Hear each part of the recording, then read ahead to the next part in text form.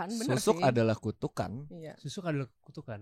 Ketika pakai susuk, Lo ada mendapatkan kutukannya. kecantikan, itu adalah sebuah kutukan. Ini legenda Indonesia yang sampai sekarang tuh masih ada loh orang yang pakai susuk ternyata gitu. Dan kayaknya belum cukup dibahas ya sama orang-orang. Iya, kayak cuman susuk. Ya kita semua tahu susuk, tapi apa sih susuk itu sebenarnya gitu. Lo tau gak di jarum yang dimasukin ke dalam muka kita itu isinya apa? Gak tahu gue. Makhluk halus.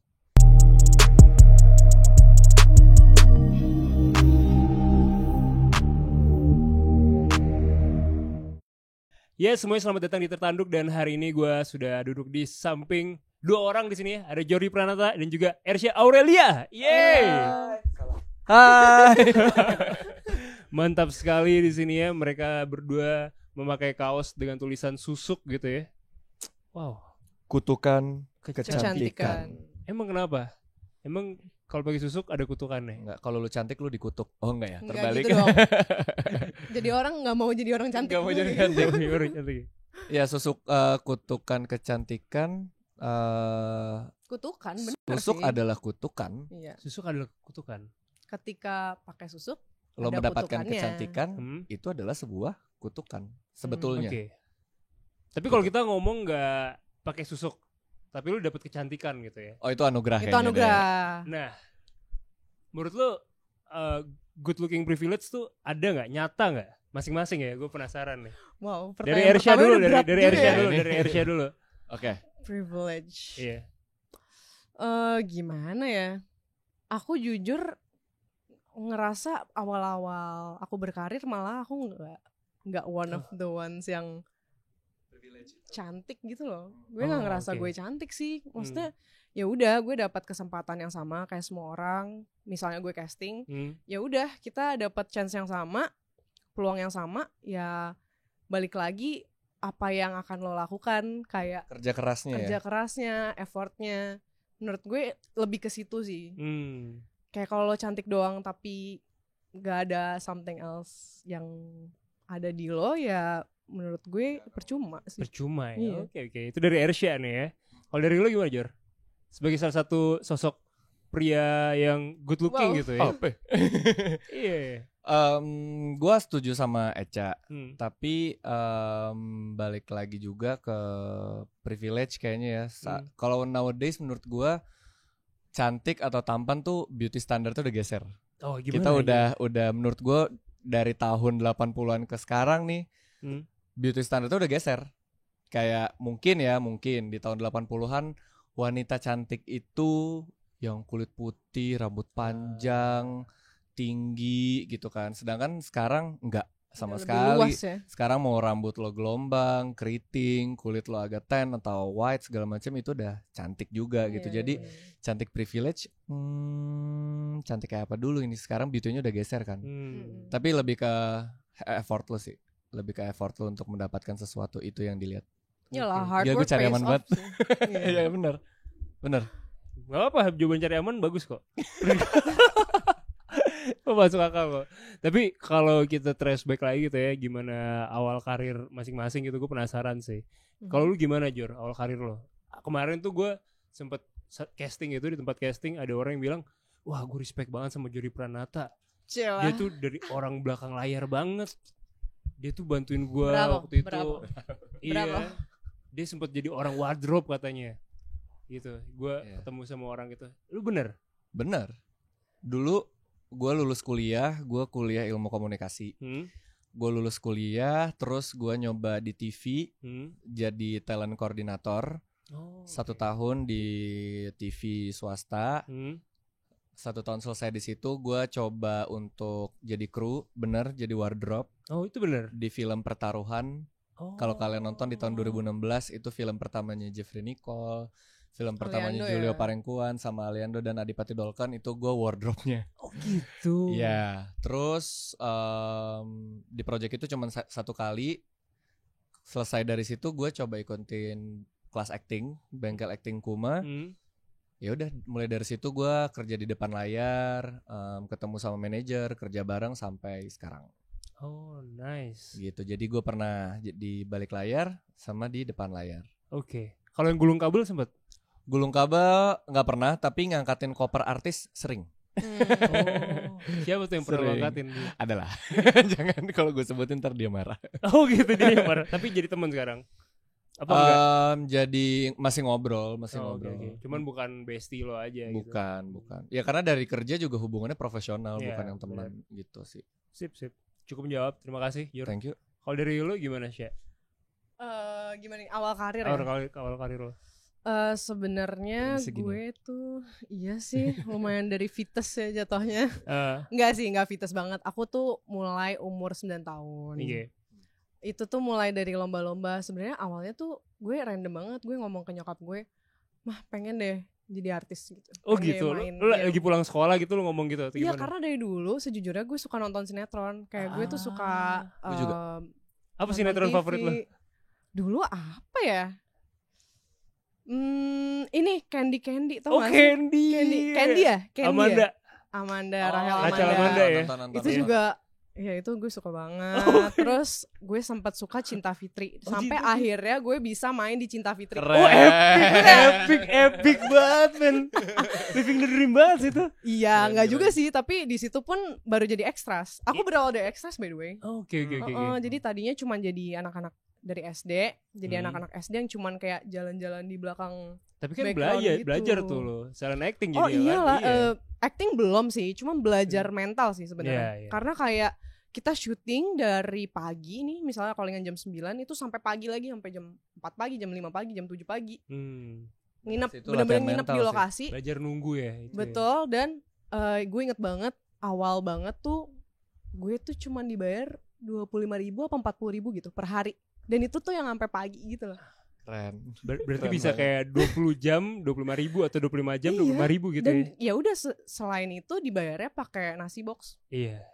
gitu. Wow. Tapi ya dari situ sih, maksudnya gue sebagai anak kecil juga ngerasa oh begini ya dunia kerja ya, kayak ternyata you need a lot of dedication gitu Iya. buat bisa being passionate about what you do gitu. Dan lu suka sama hal itu? Suka, dan lucunya dari dulu emang nyokap gue melihat potensi itu di dalam gue, sampai akhirnya dia kayak ayo manterin gitu. Support gitu. Akhirnya support. Dan emang nyokap sih yang dari awal kayak jor-joran, ayo casting ini, ayo casting itu, ayo syuting ini, syuting itu gitu. Oke. Sampai menjadi seperti sekarang. Respect sih. Thank God. Iya, bagus. Shout out buat nyokap lu dong. Iya, mama. Shout out. Sarang ya. Oke. Nah, ini menarik nih. Kalau tadi lu di support gitu kan sama keluarga, Jordi katanya sempat gak disupport sama keluarga. Iya. Oh iya lagi Nggak kebanyakan ya. support, iya. Gimana? Bokap atau nyokap lu yang nentang? Dua-duanya. Oh, iya? Waktu itu almarhum bokap sama nyokap tuh kayak sebetulnya nggak support tapi lebih kayak gue ini kan anak laki-laki satu-satunya di rumah dan gue anak pertama gitu, dan menurut Berat mereka ya kan. Dan menurut Gue juga anak pertama. Gak mau kalah. Gila. Oke. iya, dan menurut mereka acting itu tuh cuman hobi, kayak bukan sebuah profesi atau sesuatu yang bisa bikin lo stabil gitu. Iya. Karena ya background keluarga gue tuh pebisnis semua, jauh dari kesenian. Jadi mereka tuh bilang, udah ngapain sampai harus cabut dari kantor, ini tuh cuman hobi, nggak apa-apa sambil kerja sambil ngerjain hobi gitu. Sedangkan gue ngotot kayak, enggak, ini bukan hobi, ini adalah passion dan cita-cita gue gitu. Jadi gue sempat minta limit kayak, boleh gue kasih waktu sampai umur gue 25, kalau gue nggak working di industri ini, ya udah deh lo mau gue jadi apa, jadi terusin bisnis keluarga atau gue jadi kantoran. Kantoran oke ayo, tapi kasih gue waktu sampai gue menghilangkan rasa penasaran gue gitu. Dan alhamdulillah umur gue 25 main film sampai sekarang. Jadi mereka kayak at the end of the day, ya sudahlah, lu sudah bisa berdiri di kaki lo sendiri, go gitu. Oke, menarik. 25 tuh film apa? Film pertama gue yang tayang di bioskop tuh Habibie Ainun 3. Oh, oke. Itu film pertama gue yang tayang. Malu tuh ya, gokil sih. Respect sih. Jadi tadi kalau dari lo tadi orang tua ngelarang karena worry gitu ya kan. Iya. Tapi kalau tadi kan si Ersya bilang triggernya dia gara-gara sinetron kan. Lu apa yang bikin lu kayak ini jalan gua nih? Sebetulnya gue udah sama, gue juga suka nonton TV. Kalau angkatan gue tuh gue suka nontonnya Bidadari, tau nggak? Bidadari, Putri Duyung gitu-gitu. Terus gue ngelihat kayak enak ya kerja di depan layar gitu. Cuman pas gue SMA, gue mengubur cita-cita itu karena gue tertarik sama akademik gitu. Dan menurut gue itu dua hal yang berbeda tuh. Kalau lo mau ngejar akademik ya akademik, nggak bisa sekalian sama syuting gitu. Yeah. Jadi gue SMA ya udahlah, gue itu cuman mimpi. Toh keluarga gue nggak ada lobangan untuk ke arah sana gitu, karena semuanya pebisnis gitu kan. Jadi gue lebih ke akademik. Gue SMA, gue kuliah. Pas di kuliah gue modeling. Gue modeling, di situ gue disadarin sama industri model yang kayak, Jor lu tuh nggak cocok jadi model. Karena lu bogel, dibilang gitu. Cowok tuh minimal 180. Demi apa digituin lu? Iya, tapi in a good way. Bukan yang kayak lu bogel enggak, tapi kayaknya lu kurang tinggi deh. Cobain komersil, kata dia. Terus gue kayak, komersil maksudnya apa? Cobain acting deh. Gue kayak, iya ya, dulu gue waktu kecil tuh penasaran sama acting. Kenapa gak gue coba cari tahu? Iya. Karena kan lumayan tuh SMA 3 tahun, kuliah 4 tahun, 7 tahun gue gak nyentuh part cita-cita gue yang itu gitu. Pas gue kenal modeling dan disadarin kayak, iya deh gue cari-cari deh gimana caranya gitu. Makanya gue cari ketemu kelas acting gitu. Tapi ada aja ya jalannya. Iya, gue juga kayak kenapa gue kepikiran kelas acting ya gitu. Ya mungkin udah universe aja sih kayaknya. Dari situ ya. Dan akhirnya universe nemuin lo berdua nih di satu film judulnya Susuk. Yoi, gitu ya. Ini gimana proses produksi dari kapan? Berapa lama? Kita mulai di Februari ya. Februari lock pemain. Reading itu udah reading deh. Iya ada reading di Maret. Reading sampai Maret. Syuting di April. Syuting April. Oke. Tayang di Agustus. Keren ya. Cukup ini ya, tertata ya timeline-nya ya. Iya sih. Dan gue gak expect sih bakal tayang tahun ini sebenarnya. Cepet loh. Cepet banget. Gak apa-apa lah biar nunggunya kelamaan. Iya dong. Oke, tapi di film ini gimana? Hal menarik apa yang akhirnya berkesan gitu? Di antara lo berdua gitu ya masing-masing. Boleh gak sih gue duluan? Boleh banget, kayak silakan. Ladies first ya. So, lu langsung kepikiran di otak lo soalnya kan? Iya, gue langsung kayak gitu, takut gue lupa, maaf. Oke, jadi gue itu lama di sinetron. Terakhir gue film itu 2012 gue syuting, tayang 2014. Itu udah lama banget, gue masih bocah juga. Dan akhirnya gue comeback di film di tahun ini. Congrats. Gitu, makasih. Terus yang bikin lucu adalah gue ketemu sama Kak Gita sutradara kita, Ginanti Rona. Dia itu yang jadi Astrada di film gue di tahun 2012 itu. Gila gak? Keren ya. Jadi dia ngeliat, kamu masih bocil sekarang kamu udah tinggi gitu. Loh kamu datang ke kantor. Iya, dia sampai kayak, kamu udah gede banget, aku ngerasa tua dia gitu. Terus kayak yang lucu lagi, Mas Angga Sasongko, produser kita, aku juga sempat syuting sama dia di tahun 2015. Serius. Oke. Terus lucu banget kayak ketemu lagi di satu kesempatan ini, dan semuanya kayak reunian aja gitu, dan emang meant to be gitu. Iya, benar. Dan sebenarnya aku ngambil film ini itu karena aku emang udah punya kerinduan buat balik ke film setelah bertahun-tahun. Dan aku juga ngerasa gimana ya, di sinetron itu I feel like my passion is becoming dry gitu loh. Kayak kok gue udah gak enjoy ya doing the things that I love doing. Karena semuanya diburu-buru ya. Iya, semenjak aku kecil, dan ini semua jadi rutinitas gitu buat aku. Jadi kayak aku ngerasa gue harus sih. Ini kayak keharusan, ini bukan yang kayak gue gue pengen gitu. Iya, tapi ini kayak gue harus ngambil project ini gitu. Nice. Good for you. Seru gitu. Thank you loh. Itu tadi langsung kepikiran pop-up dan sudah diutarakan. Iya. Kalau lu gimana, Jor? Kenapa tuh? Iya, tadi akhirnya bisa ketemu di sini, yang paling berkesan apa di film Susuk? Awalnya gue join di Susuk tuh diajakin sama penulisnya dan produsernya. Karena sebelumnya gue pernah kerja bareng sama mereka di Kajiman, Karidla. Oke. Lagi gitu. Karidla. Iya, Karidla produser kita. Nah, pas gue baca skenario segala macam, gue suka. Karena menurut gue dari judulnya tuh nyentrik banget, Susuk, kayak dari kecil tuh kayak lu pakai susuk ya gitu. Sedangkan ini ada film. Jadi pas gue baca skenario dan semuanya, gue langsung mau karena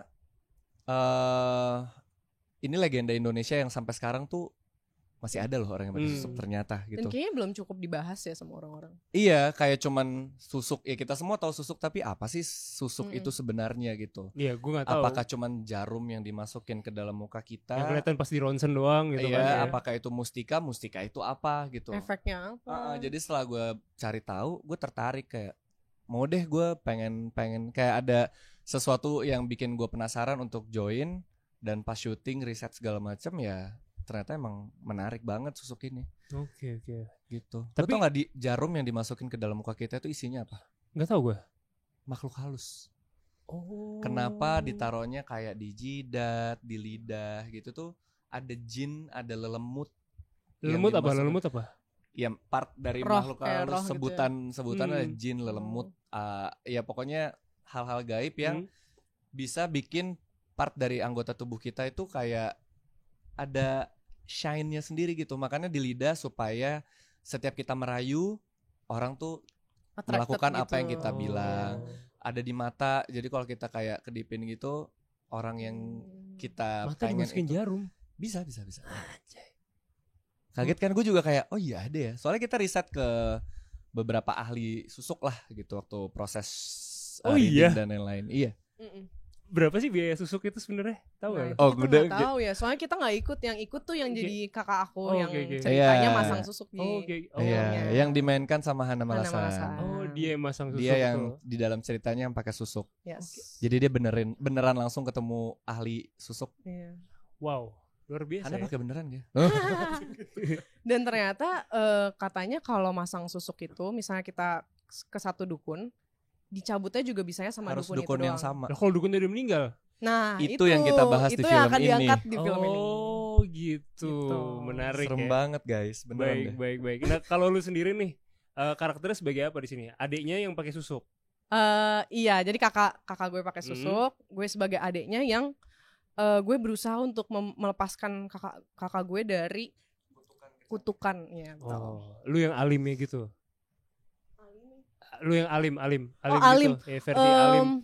Yang kayak ayo kembali ke Tuhan Kak gitu atau gimana? Enggak sih, cuman lebih kayak gue harus nyelamatin kakak gue karena perkaranya udah mati atau hidup gitu loh. Kalau misalnya nggak bertindak dengan cepat, bisa-bisa kakak gue nggak bisa diselamatin lagi. Karakter lu namanya siapa? Ayu. Oh, Ayu. Oke, baik. Nah, Ayu apa hubungannya dengan karakter yang dimainkan dengan Jordi? Oke, jadi hubungannya mau dijelasin? Oke. Jadi Arman ini adalah teman baiknya kakakku, mbakku, Mbak Laras, dari zaman mungkin SMA kali ya. Dari zaman kita merantau. Iya. Pokoknya jadi gue sama Mbak Laras ini merantau ke Jakarta, ke kota, ketemu sama Mas Arman. Dan selama itu temenan dan emang gue tuh mempercayakan kakak gue ke dia gitu. Jadi kayak tolong jagain Mbak Laras please gitu. Tolong jangan sampai Mbak Laras kenapa-napa. Jadi gue pun udah percaya banget nih sama Mas Arman. Jadi gue udah kayak abangnya Ayu lah gitu. Hubungannya. Tapi lu ada love interest enggak? Nah, sama siapa nih? Sama itu kayaknya jangan di-spill gak sih? Oh gitu. Jadi harus ditonton tuh berarti ya. Iya dong. Terus ada di filmnya soal love interest. Iya. Dan bakal rilis kapan nanti filmnya? Kita akan bulan rilis Agustus. di Agustus. Tanggal? Di Agustus ya. Jangan lupa buat langsung follow film Susuk udah ada di Instagram Yo, iya. Mantap sekali itu ya. Jadi by the way, Mas Arman nih supir taksi ya guys. Kerjaan gue supir taksi cuy. Seru gak sih? Seru banget sih. Beda banget gak sih? Iya. Gak, langsung kecium ini gak parfum jeruk gitu. Iya. Iya lagi. Terus kayak selama film gue sering salah mengira dia beneran supir. Demi apa? Lu gak tahu? Enggak, dari belakang gitu. Misalnya dia lagi jalan. Gue sempat waktu itu OTW ke base camp kita, naik motor. Terus tiba-tiba telco gue minggir ke dia. Terus kayak Arman. Terus gue kayak, lah Jordi. Lah karena gue kira bukan saking drivernya gitu deh. Oke. Penasaran kan? Sumpah sih ini beda. Kita Jordi bertransformasi. Beda banget lu jadi driver banget. Beda banget sumpah. Gak se-charming ini ya, gitu ya. Enggak lah. Beberapa orang kayak hah? Gitu. Oh, gila, karena emang beberapa pemain tuh bertransformasi kayak gue menurunin berat badan karena di kepala gue tuh supir itu kan suka begadang, nggak pernah olahraga, kurang istirahat. Pasti postur tubuhnya, bentuk tubuhnya tuh nggak yang subur sehat gitu. Pasti dia kurus karena Arman ini kan perantau kan. Jadi dia hard worker, pasti ya hard worker versi gue tuh kurus gitu. Jadi ya bertransformasi gitulah. Capek juga dong berarti lo nurunin berat badan. Lebih ke seru sih, seru. Kayak setiap film kan kita nggak mau sama kan. Iya. Pengennya beda. Pengennya sampai orang tuh nggak percaya kayak, hah emang itu Jordi gitu. Itu goal gue. Itu goal lo. Menarik sih. Tapi Jor, lu pasti akan dihantui juga gitu kan karena beruntun nih dari Kajiman horor, sekarang film Susuk horor. Kenapa? Kenapa enggak? Kenapa enggak? Karena gue penikmat horor. Oh, lu suka horor emang? Gue suka horor. Oke. Gue suka nonton film horor Indonesia atau film luar. Terus yang bikin gue ketagihan syuting film horor, satu, cerita film horor di Indonesia tuh nggak akan ada habisnya. Dan semuanya tuh menarik untuk dibahas.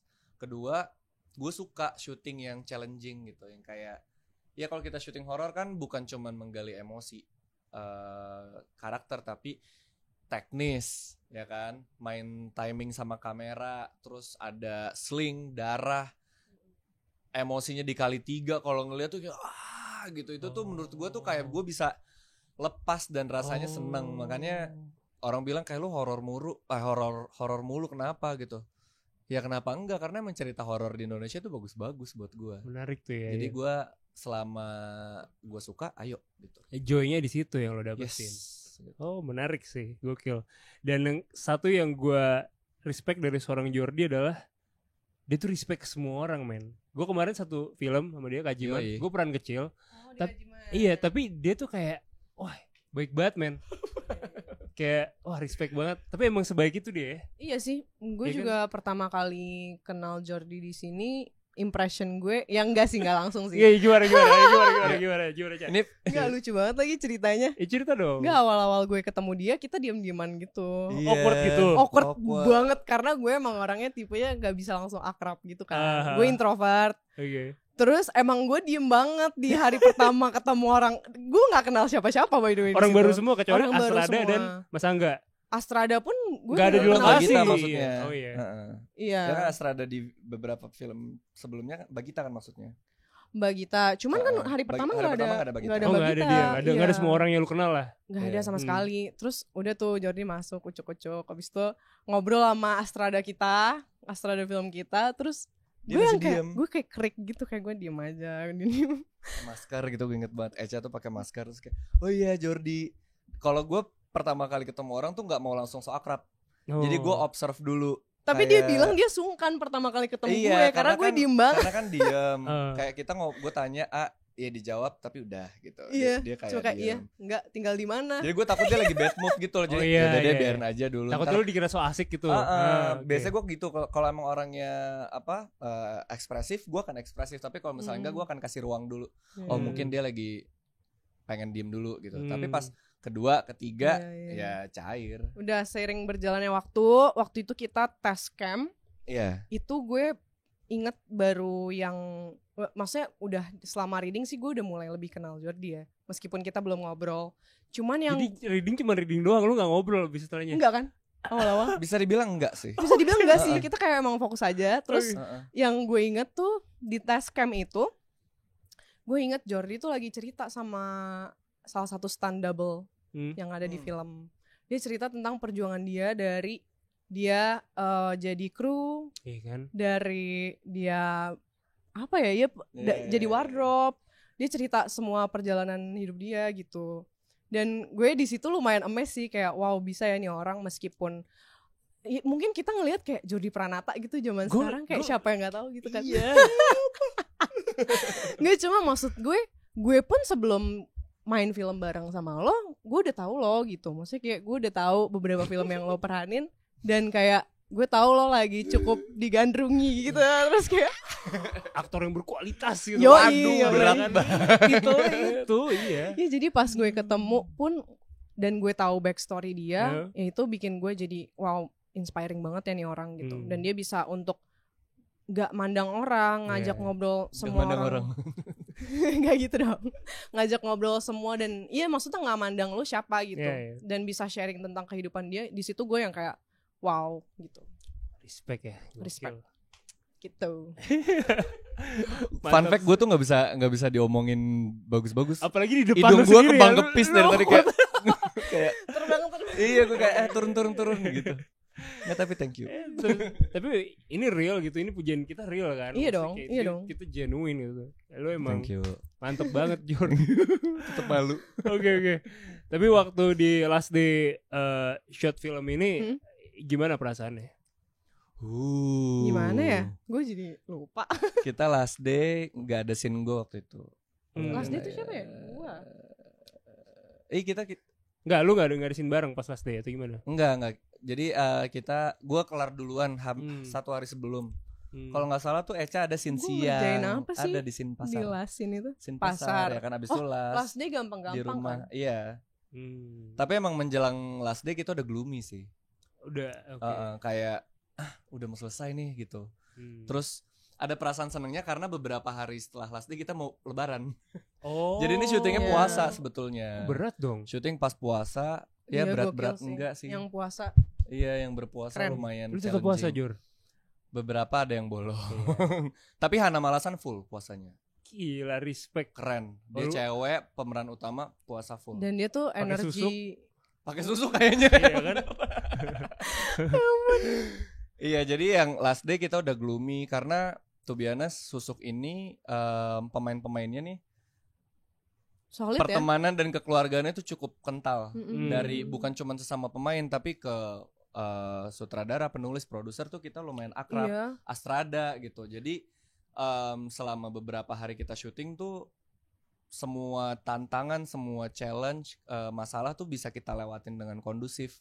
Dan pas udah last day ya sedih gitu, kayak udah nih filmnya selesai.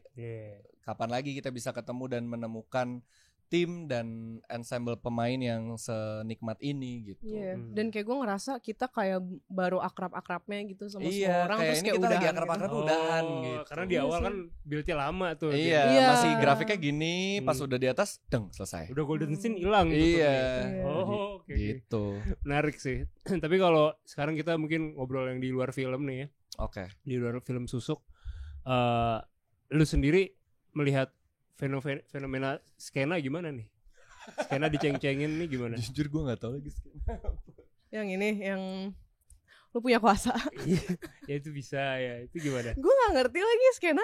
Gue kayaknya butuh dikasih insight dulu gak? Skena tuh kayak ini gak sih? Gue masih belum paham skena, bener-bener skena tuh apa gitu. Nah, versi lu apa, Jor? Gue gak tahu detail skena itu apa. Tapi yang gue tahu, kalau lu diundang ke acara, terus ada undangan kan, terus lo posting ke Instastory, itu pasti anak skena. Oh itu. Yang kayak you are invited, iya gitu. Tapi masih diisi sendiri kan? Tapi kayak namanya diketik. Itu kayak mengundang diri sendiri gitu ya jatuhnya. Itu sebetulnya undangan buat siapa aja gitu. Enggak, tapi yang gue lihat gitu sih. Enggak tuh, gue enggak tahu skena itu. Gue enggak ngerti, gue bukan anak gaul. Skena itu singkatan. Bukan. Skena scene dari scene. Oh iya. Skenario apa sih? Bukan scene kayak komunitas aja, komunitas gitu. Oh, dia komunitas namanya skena. Ini anak komunitas skena banget nih, berarti oh ini anak komunitas film ya, berarti skena film nih gitu. Skena musik gitu. Lu anak skena? Skena podcast. Skena podcast. Masuk.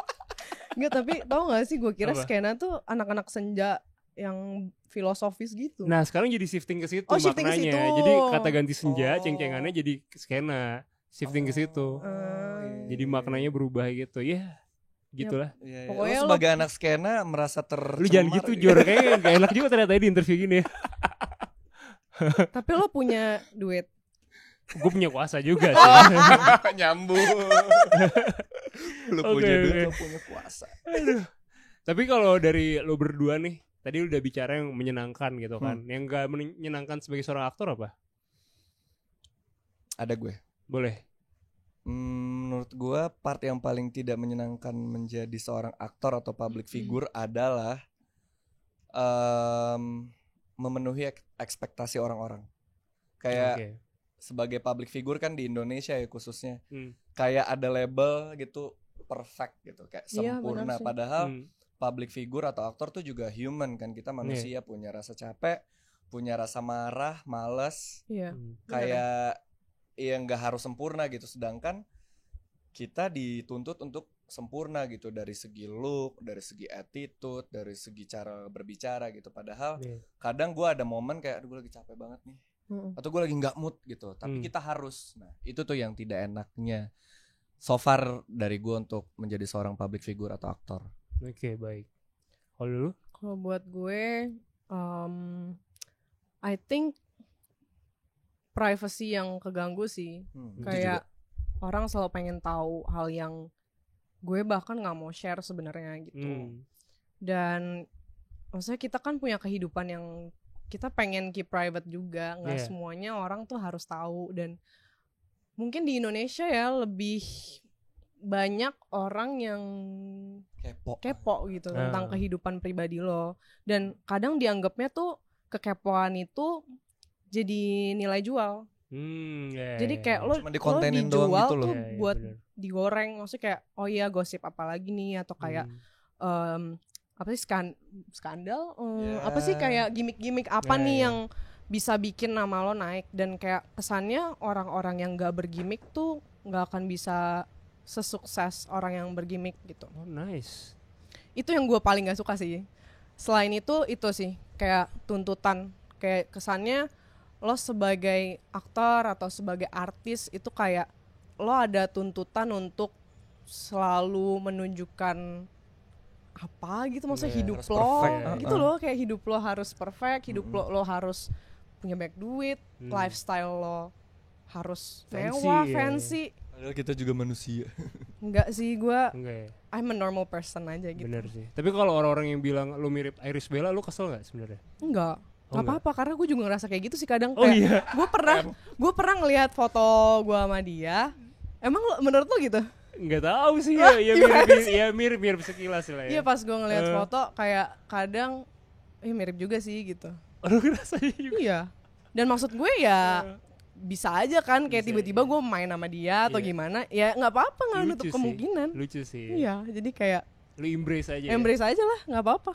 Ya namanya kita kan kayak di dunia ini katanya ada 7 orang yang mirip sama kita. Iya, berarti udah ketemu kan? Udah ketemu. Katanya kalau ketemu 7-7-nya berarti lo udah kelar urusan lo di dunia. Katanya gitu. Sumpah. Gue sempet denger ada kayak gitu. Tahu. Oh iya. Katanya gitu. Kalau udah ketemu 7-7-nya berarti udah tugas lo udah kelar gitu. Katanya gitu. Serem banget. Berarti kalau lo pakai itu susuk, di tangan Tuhan ya. Berarti kalau lo pakai susuk, nggak ada yang mirip sama lo. Susah meninggalnya, lo cari kembaran lo tuh 7-7-nya. Bener. Bisa tuh meninggal langsung kan? Langsung meninggal kayak selesai. Enggak ya guys, ini gue nggak tahu itu mitos atau fakta ya. Ini fun fact kan? Fun fact. Fun myth. Oke, baik. Seru banget nih obrolan gue barengan sama Ersha dan juga Jordi atau Echa ya. Lu pinjaman Ersha atau Echa bilangnya?